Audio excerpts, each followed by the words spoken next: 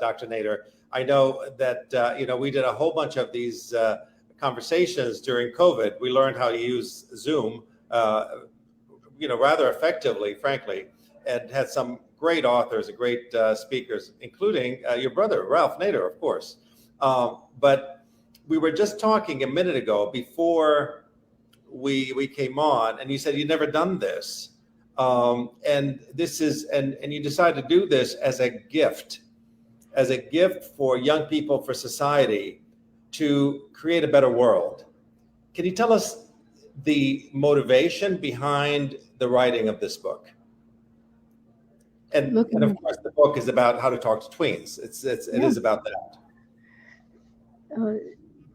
I spent many years, of course, I shop like everybody else, and I stand in line to pay, and there's always somebody in front of you. And the children, parents were there with their young children. What did they do? They fussed around, they wanted to leave, and I would watch them fuss and pull on their mother's hand. And I would look into I'd catch their eye. And the minute I caught their eye, they never left me. And I never left them. And I started talking to them. The first thing that happened is the parents tried to answer for the children. And I would say, I'm asking your child, what is the name?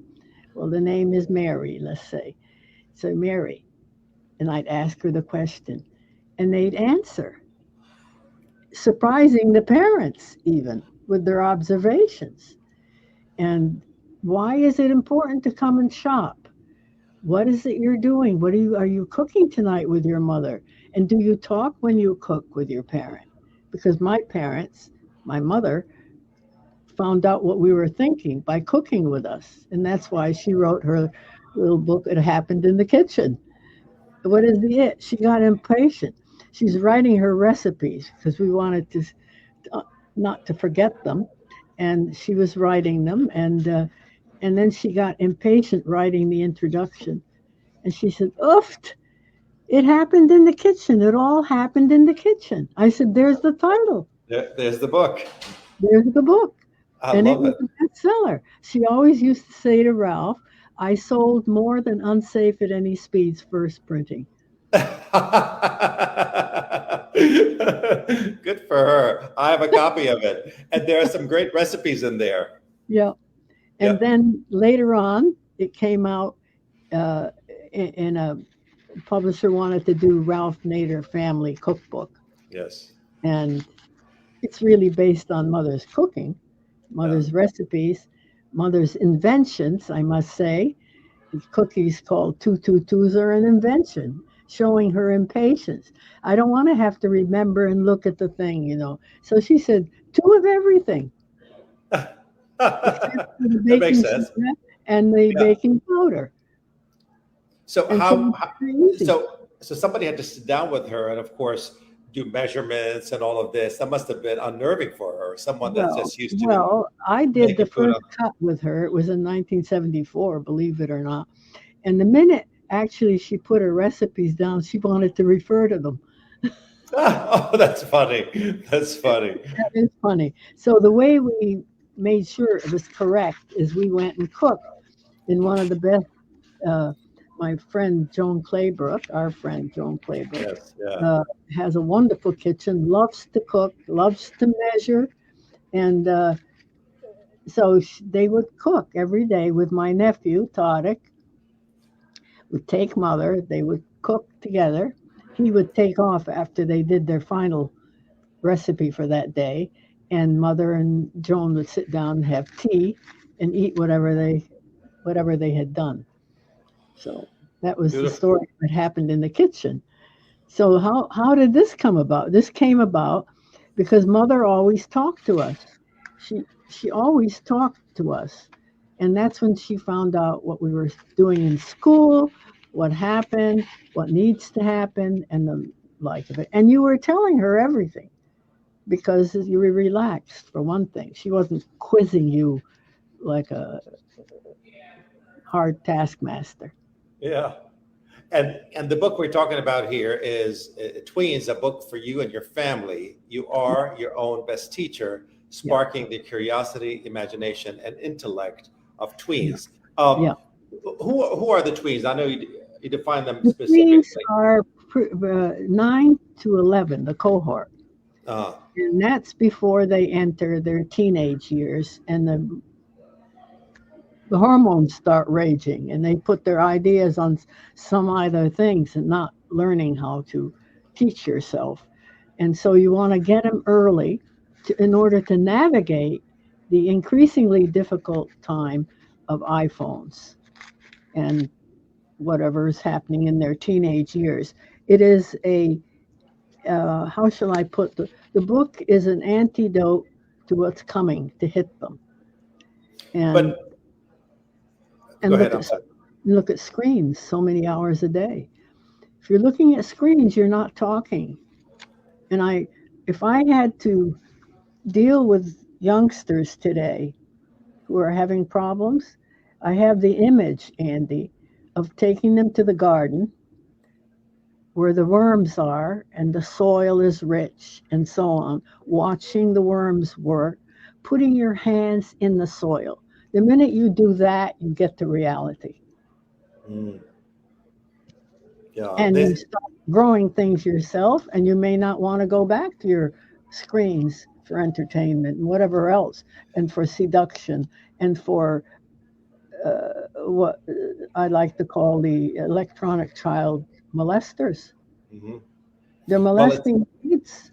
it's interesting they talk about the soil and the importance of touching the soil and how that connects you to reality.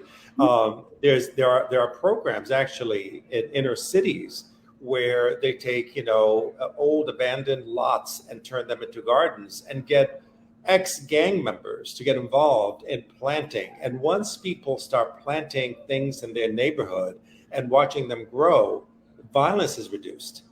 Yes. People become just better neighbors, know Mhm. how to deal with one another better. Yeah, they do. Surprise, surprise. That's how far away we've gone from reality.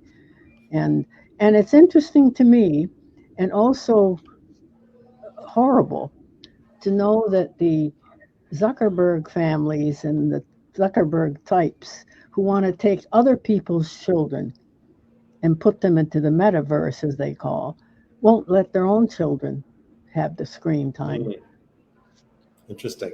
Yeah, they Interesting. know. Yeah, they Yeah. know the impact. Now, what the difference of this book is that most many things that are written about uh, youngsters and mental health and the phone, the devices they call them,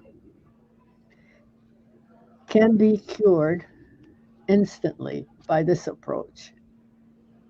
Get them back to reality, to nature. You begin to notice things. And nature is slower, by the way. If you wanted to observe a tree, why do kids like to lie under a big tree? Move their arms. Children have to move their arms, roll in the green grass, and look up. Now you say, well, inner city kids can't do that. There are parks. There are parks. And when it was the children who led the fight in New York City to ban pesticides in city parks. They went, the cutest hearing, one of the council members said he ever had was when they came into his council chamber and sang, "This land is our land." How can you resist that? So the moral authority, they're like moral beacons. They have nothing to entangle them in special interest, as we call them, and so on. Their interest is their life, and it's very clear what their life is. So You speak in the book. I'm sorry. You speak in the book about how kids really do not realize their power sometimes, and how I used to work and testify before the school board when we lived in Fairfax County, and every year we'd go and talk about issues, more funding for the schools, more for the arts, more for this and that. And the most impactful testimony always came from children. The minute the children started speaking, the entire council got silent. When an adult was speaking, they'd be whispering to each other, they'd be talking to each other, they'd be, distracted. But when a child spoke, they knew better. They had to pay attention. And kids don't recognize that. They don't realize that they have this power. That's what makes them powerful. Yeah. That's Yeah. whatever they say, they say.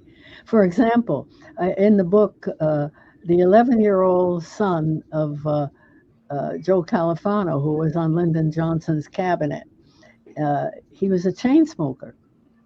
And he asked his father, "How long do you think you will live if you continue to chain smoke?" It was like a thunderbolt for Califano.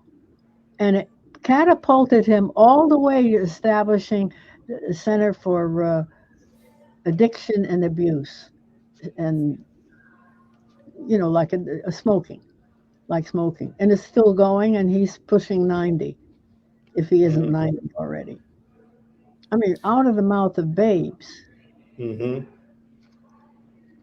Now, one could say that social media has also opened up opportunities for children. It gave them more insight to the world, kids that may not have opportunities to engage with people beyond their neighborhood or their city or their town. And that it has a role. I mean, you recognize that social media has some significance, some role. I mean, look at what's happening in Iran today. Look at what's happening all over the world, where social media sparked movements.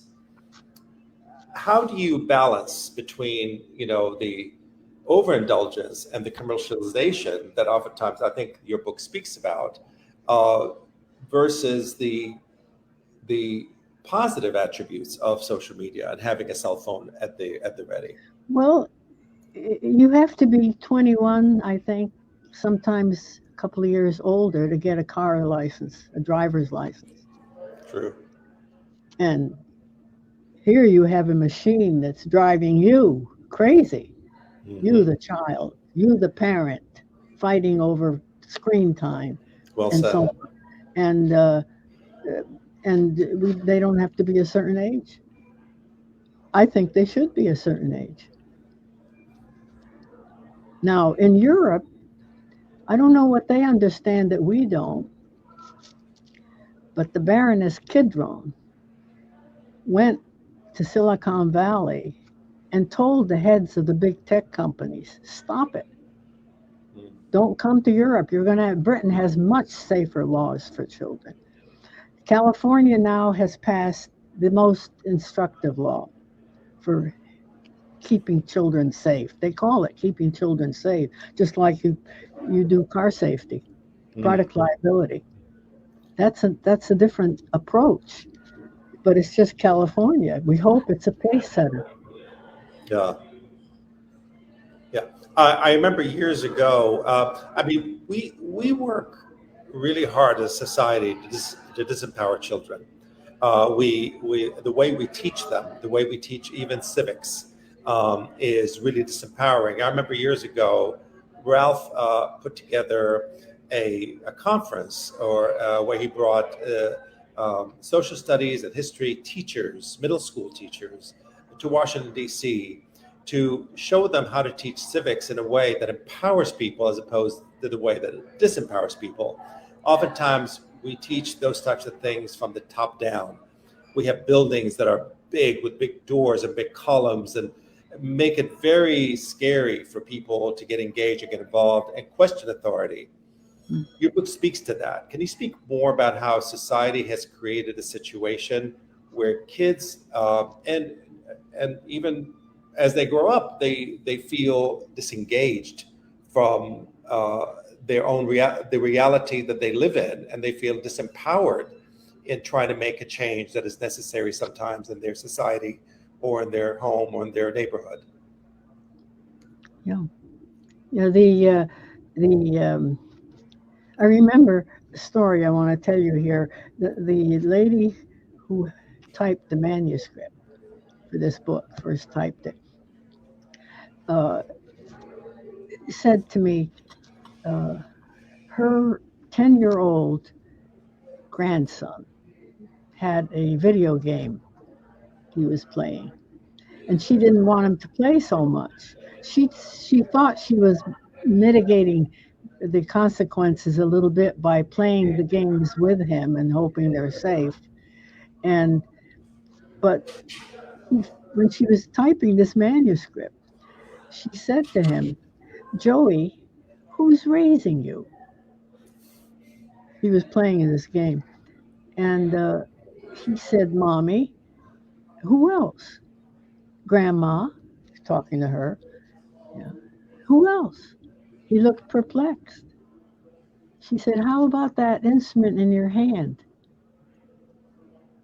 And bingo, wide open eyes. I want to go back to that and see where he is now. Interesting. But she wouldn't have asked him that if she hadn't been typing this manuscript, and we talked a lot about it. Hmm. Is it possible to undo what the damage that's been done?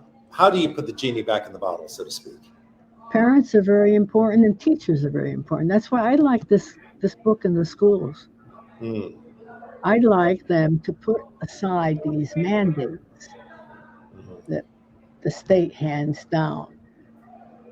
Education, the teachers know their students better than these mandate people know. And they should be able to become intelligent, knowledgeable individuals without having these mechanical mandates, like one unit of civics. One unit of civics. People fight that. Boards of education fights that too, in many ways. I haven't gone to. I want to do more with the youngsters themselves. I mean, I want to take this book to our own school system in Connecticut, in Winsted, Connecticut, and see if one of the teachers will do something with it. And there's an academy in South Carolina that is a possibility, independent. I mean, that's not supported by money in the tax base. And I think the libraries are going to be a big asset. I have an anthropology colleague, mine, she's an anthropologist. She read this and she said, I wish I had this when I was their age. My life would have been different. Now I have to get her to spell out how would she think it would be different. Yeah. Very quite interesting. So, and the people who commented gave praise. They call them the blurbers. Uh, I don't think I knew more than two of them. They weren't Mm. people I knew. They were not friends or Mhm. colleagues even. But I've learned to know them. I mean, they are really wonderful. If you analyze the comments, 13 of them, uh, one of them is my classmate from Smith. That was interesting because she's a radiologist. I mean, she was. And she said to me, I've never read a book like this. And I sent each of the blurbers two complimentary copies to give as they wanted. And she said she hadn't answered until she located to whom she gave it to.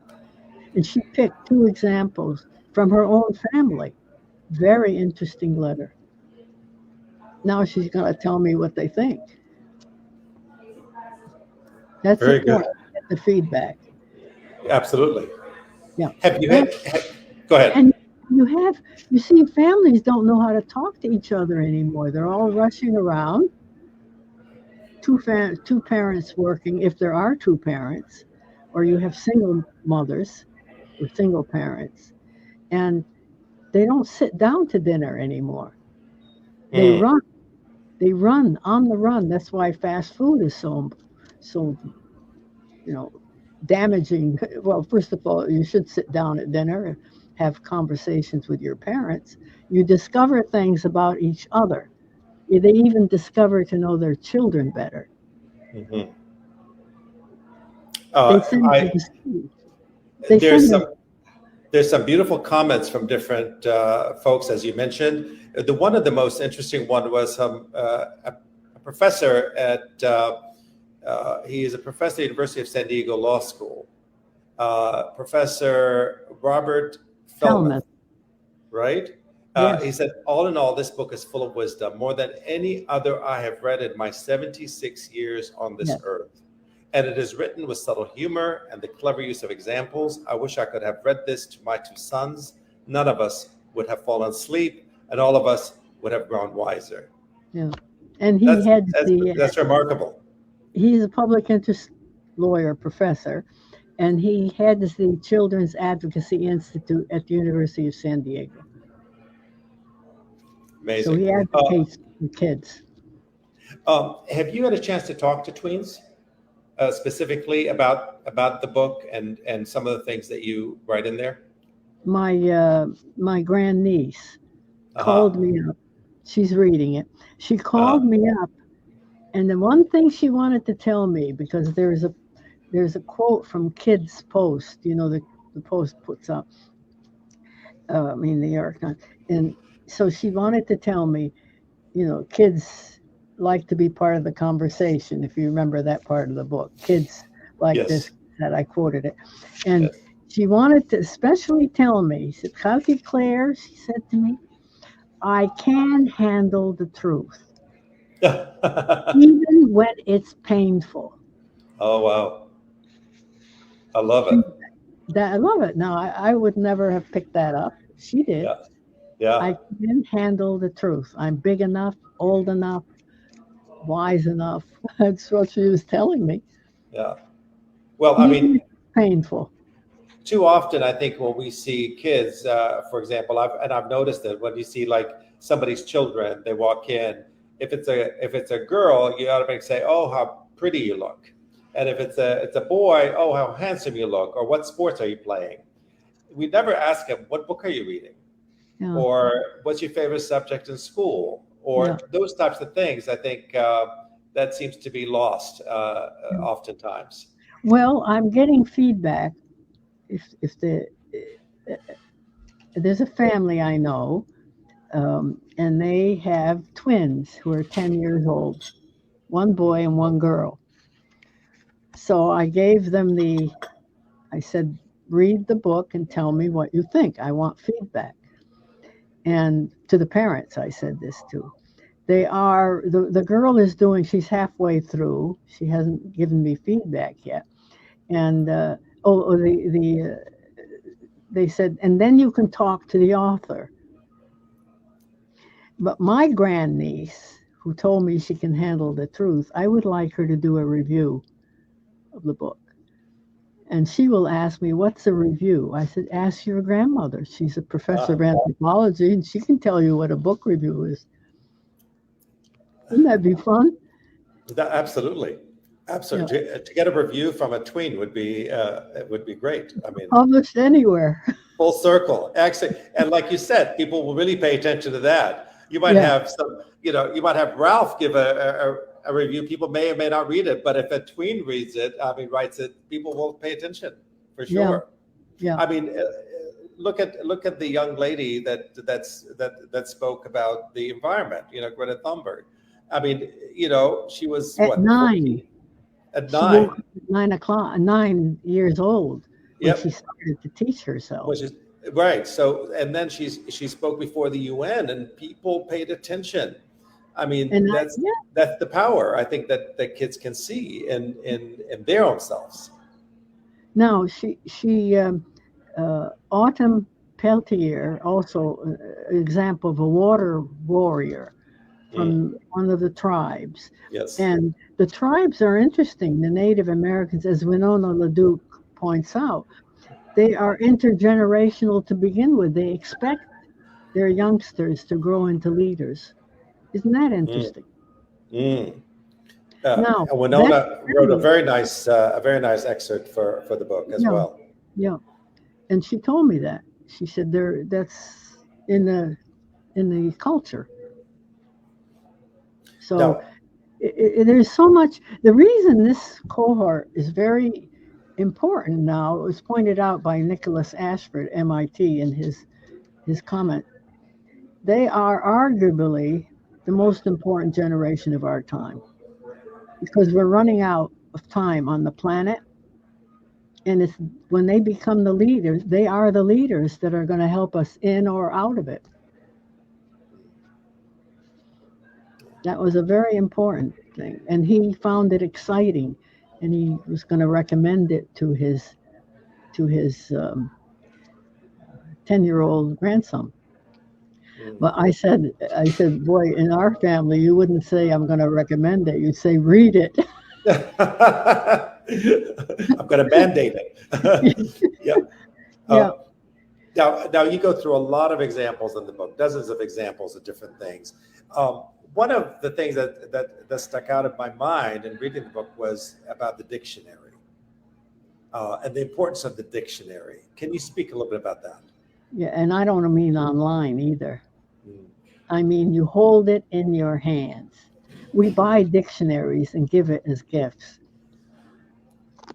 And the nice thing about this particular edition is it's dark print, really dark print. And many of the older dictionaries were pretty light. And I still use my old dictionary, but I like the dark print. And I leave it next to my bedside table. If I wake up at night and I feel that I want to read something, I pick it up and read. It is enchanting. And how do you read a dictionary? How do I read a dictionary? I remember asking my brother Shafiq. He said, and by the way, Shafiq means sympathetic.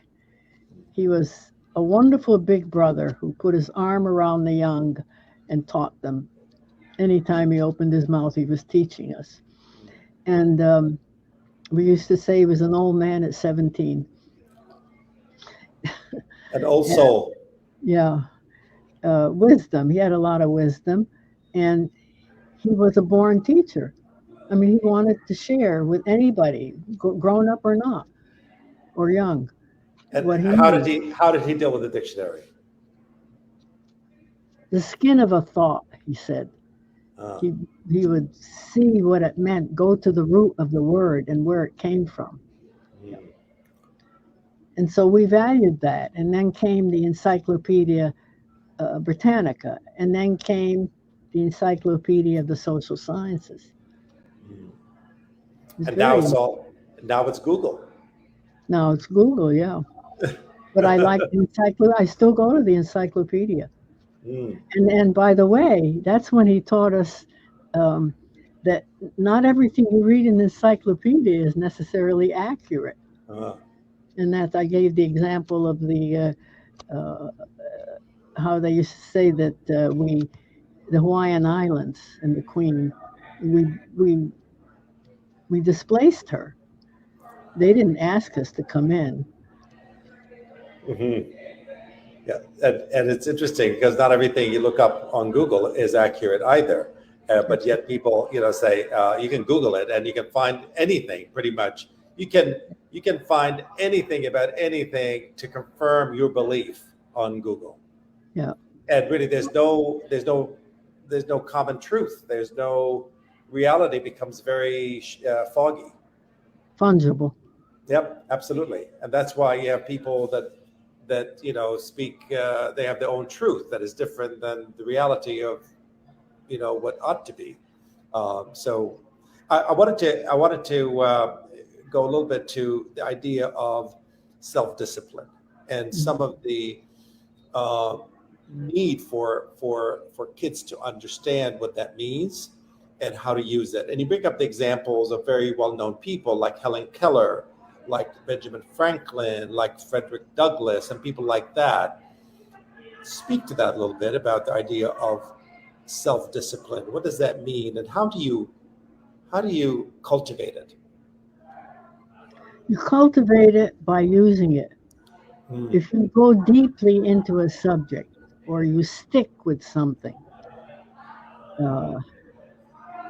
can't remember the quote exactly, but Alfred North Whitehead He taught at Harvard. I quote him, and uh, he says that you focus enough on something, you get meaning out of it better than if you lightly go over it. You have to get meaning out of it. I could find the quote if I had to in the book. Mhm. Alfred North Whitehead, you go to the, fortunately, there's an index. Mhm. Now, an index respects the reader. The reader might want to go deeper. You make it easy for them to find out.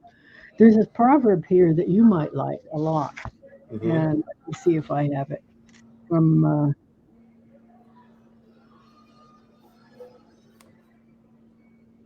Is it 199? Yeah, I like it very much. Now, just think. You don't just read this. You read and think about it. Abu Hamid al-Ghazali. It's well known. Mhm. Knowledge without action is a means without an end, while action without knowledge is a crime. Mm.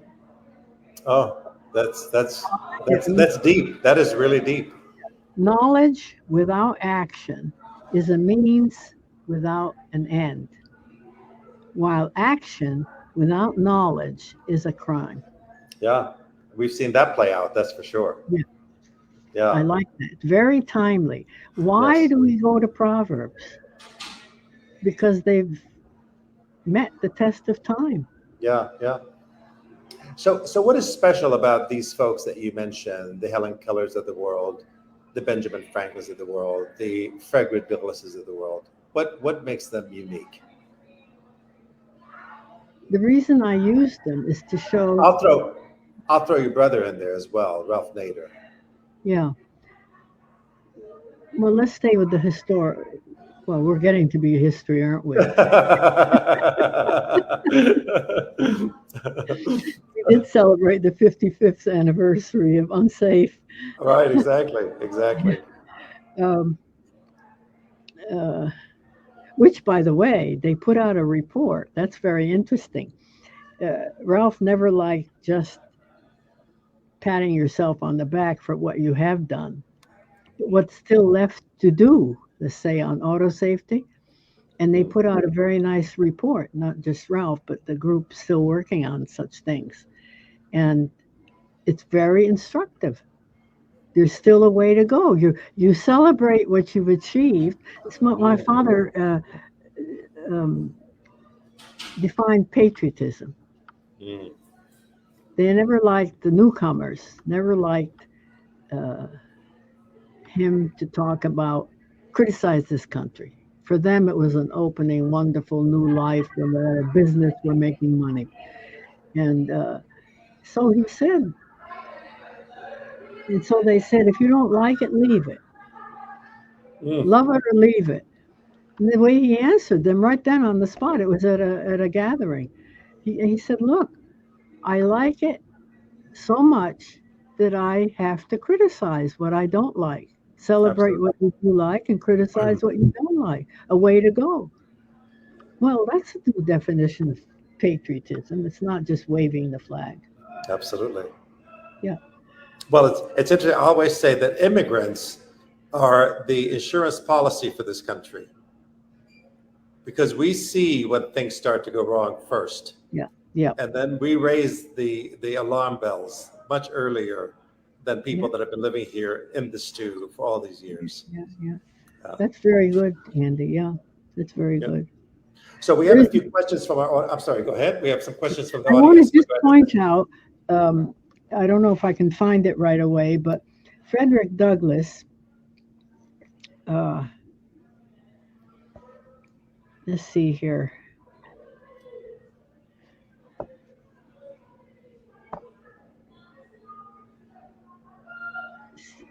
Frederick Douglass um, knew about slavery in a way,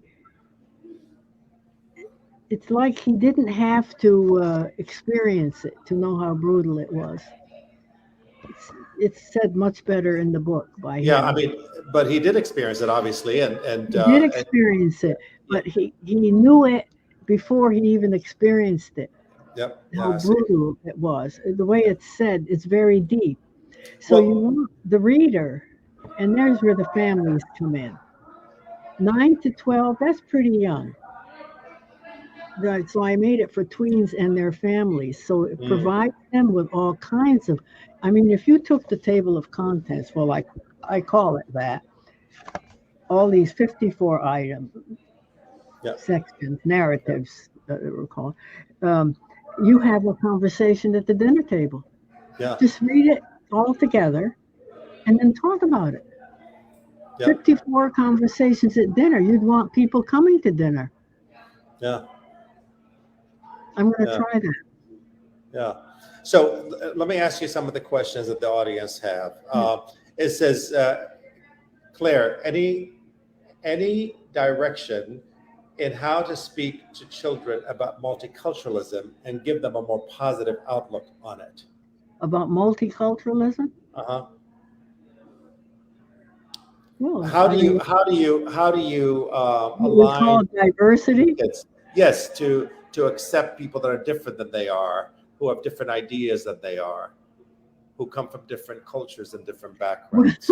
I'd like to say how Ralph said it very well. He says, "How different are we? We bleed the same. The blood looks the same. The heart Yeah, looks the same.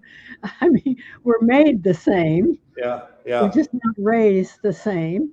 yeah. And you can always learn from the different cultures. First, what draws people are the food. Yes, exactly. I mean, the Mediterranean diet is coming to be the diet to be on. Yeah, yeah, So yeah. it's People get it's introduced to through food immediately. culture. Yeah, So, and if you start with food, for example, which is always good, kids come to each other's houses after school and they eat, and that's why my mother baked with the kids, with children, and then yeah. after she passed, we had baking classes at the school, and one of 4 weeks in a row on a Tuesday, let's say, and one of the recipes had to be her bread. And then they made pizza. When they made the pizza for the Italian, they would invite. They had them.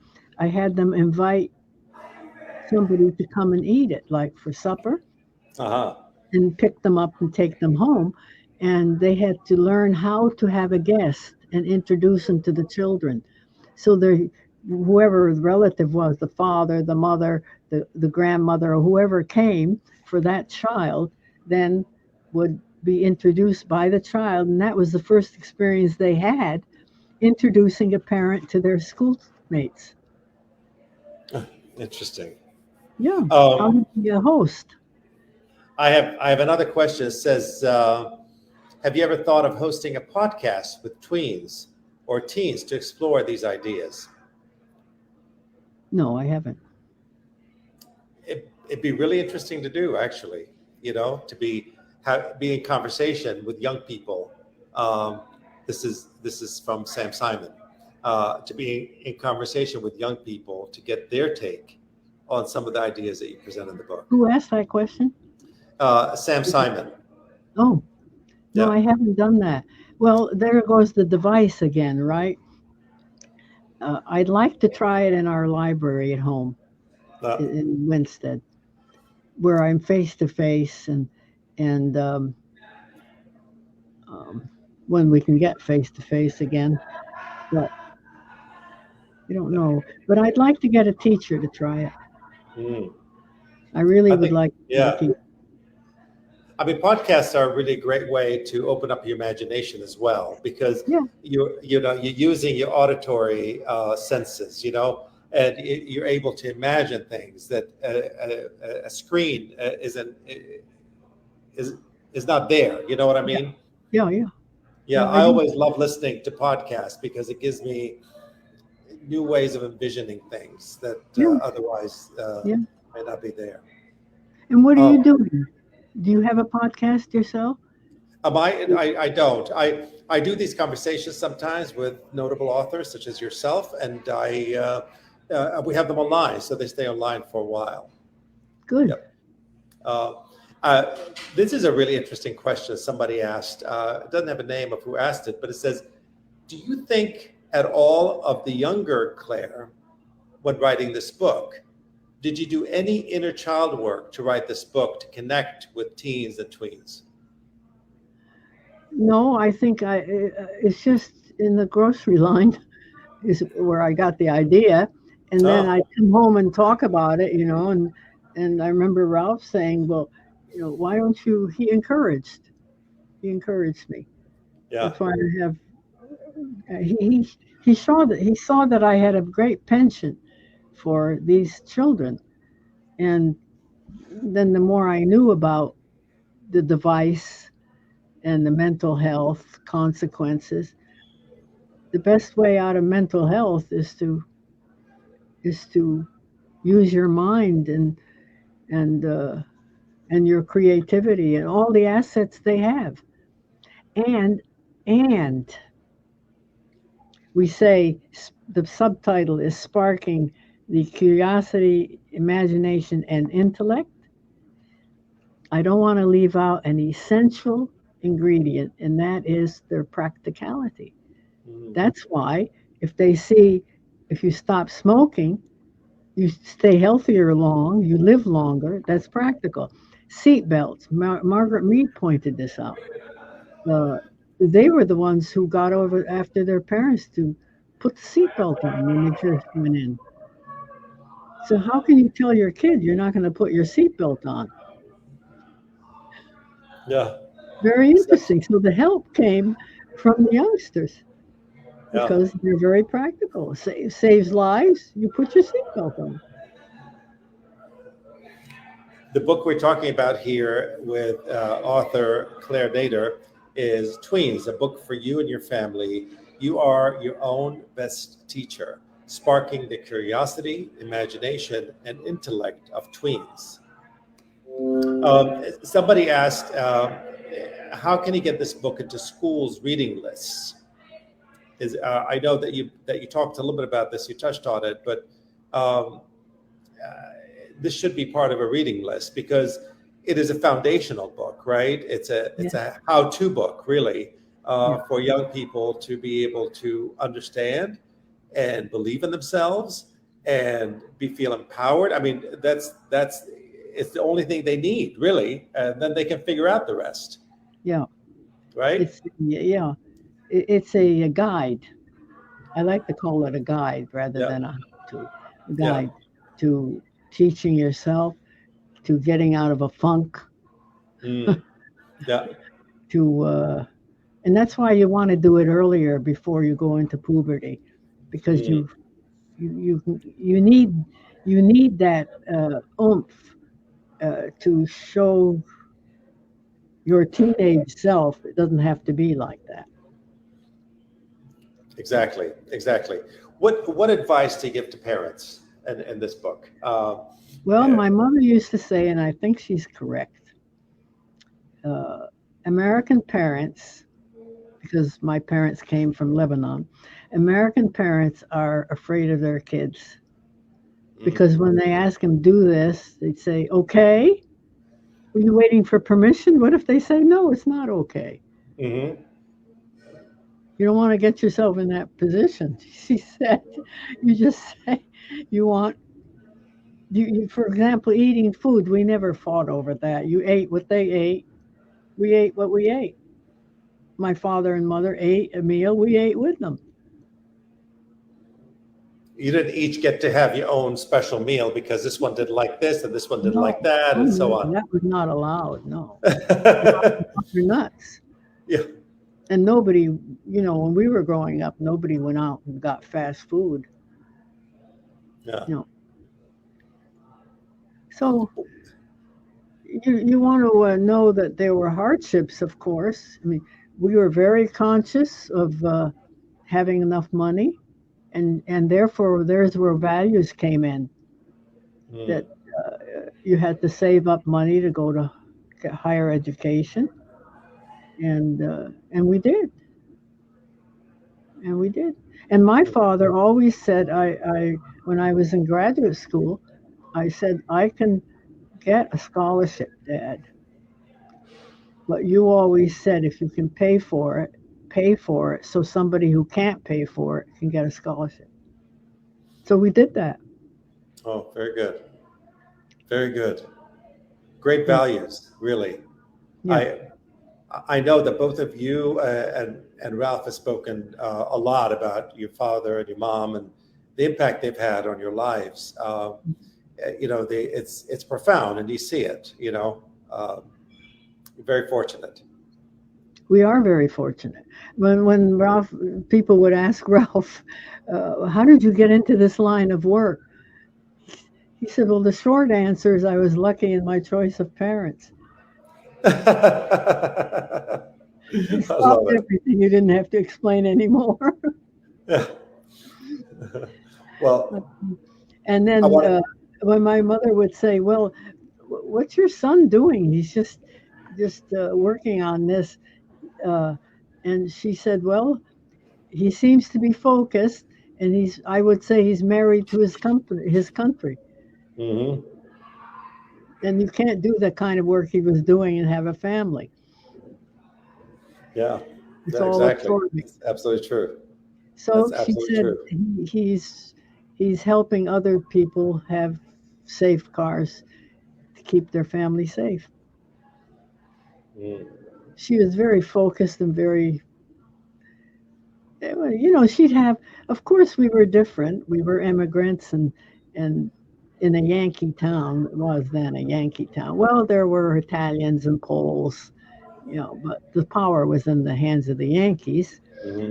And uh, she would um, she would say, "Look, we have our rules in the house, and they have theirs." When you say, "Well, her mother lets her do this," you can never get away with that. Yeah. You have your mother, and she has hers.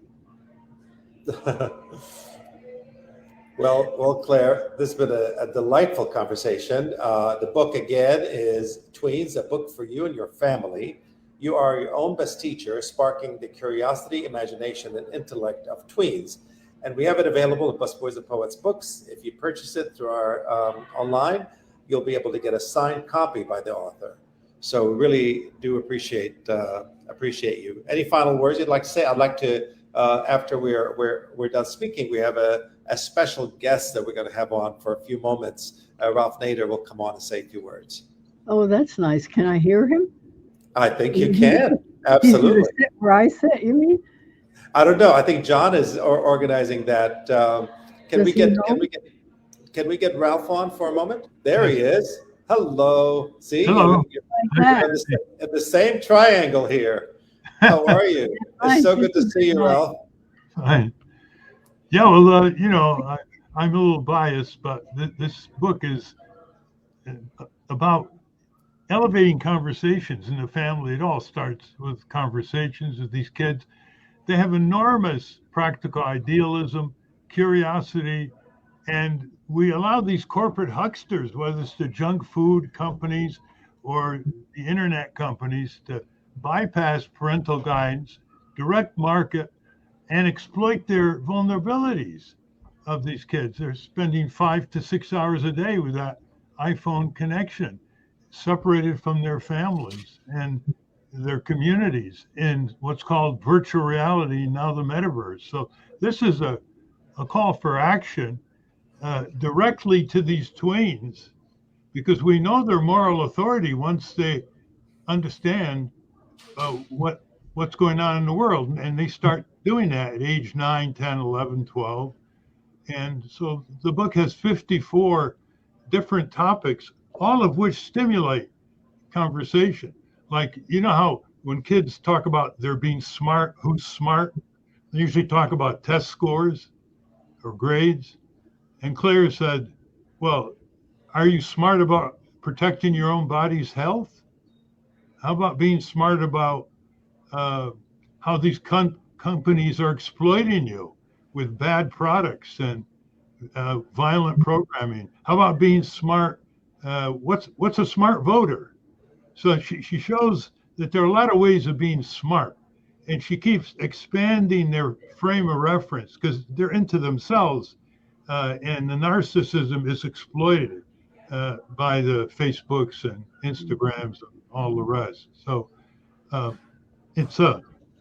these are short conversation pieces. And I think that's the secret of the book, is that it starts with ways of showing these children how they can teach themselves, and no one can stop this process inside a family. And so the subjects are so different, and each one provokes, like talk about the peer group pressures, or they talk about learning to unlearn, like American history, a lot of myths you have to unlearn, or learning by doing, work in a garden, or work with people who have skills as a youngster to learn from them. I think Claire found in her inquiries that kids don't even know what their parents really do at work. And that's a nice conversation. But what do you really do at work if you're a plumber or a lawyer or an electrician or a carpenter or a restaurateur?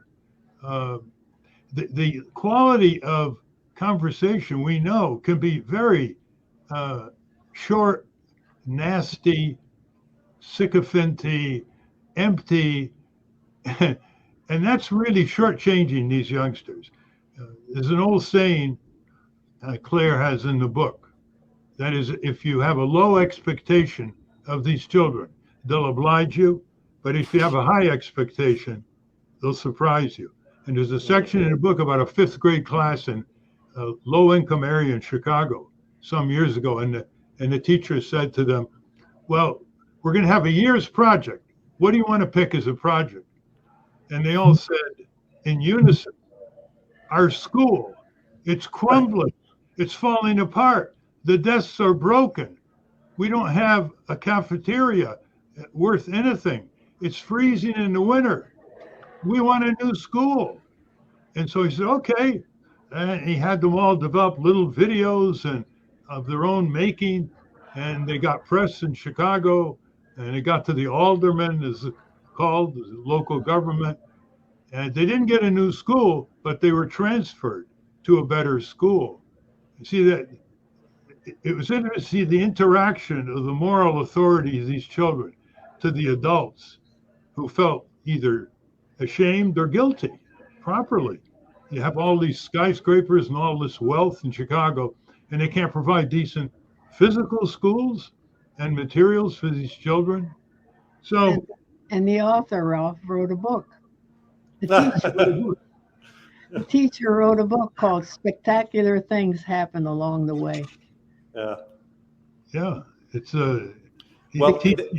teaching in the cracks, he says, between the rigid curriculum. And I'm amazed how these kids, they really understand. Like, she has a section on what we own as a commons. We own the public lands, the public airways. The youngsters never learn that in college. They don't learn that. We didn't much learn it in law school. It's called the commons. The biggest wealth in our country is owned by the people. The huge mutual funds, the pension funds, the public lands, onshore, offshore. She even says, okay, as kids, do you know about wrongful injury? Of course they do. They know about bullying, car crashes. And they says, well, do you know about contracts? Well, what do you mean? Well, don't you click on?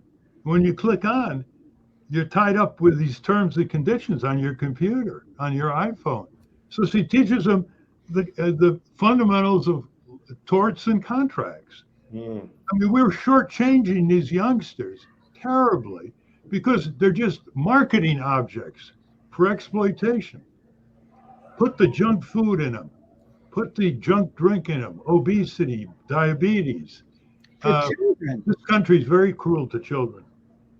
Well, this is, I'm thinking of this book, I'm likening it to Unsafe at Any Speed. It's like a sequel to Unsafe at Any Speed, really. It talks about, just as just as the safety issues were talked about and uncovered in the car industry, you're talking about uncovering safety issues with social media and the metaverse that you talked about, and the hucksters that you speak about that have abdicated, where parents have abdicated their responsibility as parents to these folks who their only interest is to try to sell stuff to children. And bad stuff. Bad stuff, absolutely. I mean, oftentimes it is, and too much stuff. That's the other part, is the over consumerism that plays into the hands, and that's the idea, is that sell, sell, sell. I don't think a lot of adults, Andy, know how bad it really is. They're selling cosmetics to 6-year-old girls. Oh, They're yeah. selling war toys to 5-year-old boys. They're selling over medications. There's a section in the book on the beauty business, and we quote Anita Roddick. Anita Roddick, who I think you might have met. She started this cosmetic company, but it's just for moisturizers. She was the biggest critic of the cosmetic companies for their manipulation and their exploitation and making people feel bad because they can never reach the 1% of the most beautiful people, and desperate to buy a lot of bad stuff in cosmetics, which are often close to pharmaceuticals. Now they're so strong. So it's like unsafe any speed you mentioned. The really common thread is you raise the expectation level of these children so that they become more confident, self-resilient, more curious about the world beyond this tiny internet gulag, which all the benefits are touted by the companies. They don't talk about the dark side. And now the Federal Trade Commission, academic studies, the California law, Claire pointed out, it's starting now to say, look, you're really damaging these children. There are higher suicide rates, the narcissism, the nastiness, the anonymous comments that come over, huge pressures, commercially driven profit pressures on these kids. And this book is sort of a liberation manual, Well, it's interesting because when people, and children in particular, feel a sense of control over their lives, they become happier, they become healthier, emotionally, physically. That's the part I think that oftentimes is missing, is that sense of power and sort of determination for your own life has such a huge impact. People don't get depressed when they're engaged. They're far less likely to have mental health issues. They're far less likely to be isolated and become pariahs in their community. Yeah. Well, Claire has a great way to talk to them about their own bodies. She animates their heart, liver, brain, kidneys. And they talk to the child like, I'm a kidney, and if you start drinking, it's going to really, it's going to hurt me and my friend the liver, Exactly. She turns it upside down, so they internalize their concern because it's their body parts, you see. Yeah, absolutely. It's all very compressed but not rushed. But the one thing I like she emphasizes is the need for solitude. There's a section on the need for solitude. Our parents gave us solitude. Lie down, look at the stars on the lawn, or walk through the woods, listen to the whistling of the wind. All this is, you don't see kids outside anymore. They're not playing on the sidewalks anymore. Yeah, absolutely. Well, I want to say a very special thank you, Ralph, for joining us these few moments at the end. Ralph Nader, of course, consumer advocate, and what Unsafe at Any Speed is now 57 years old, right? 57 cars are safer, but there's more to do. Absolutely. Yeah, every time you get in your car. Put a plug in for you, Andy. I've called Andy Democracy's restaurateur. Thank you so much. I know. He set up a restaurant and a bookstore, and a meeting place for civic activity. Because I believe I believe an informed citizenry is an effective one. Is much more patriotic. is much more, able to withstand the ups and downs that sometimes we have to face in this country. So I always believe in America, and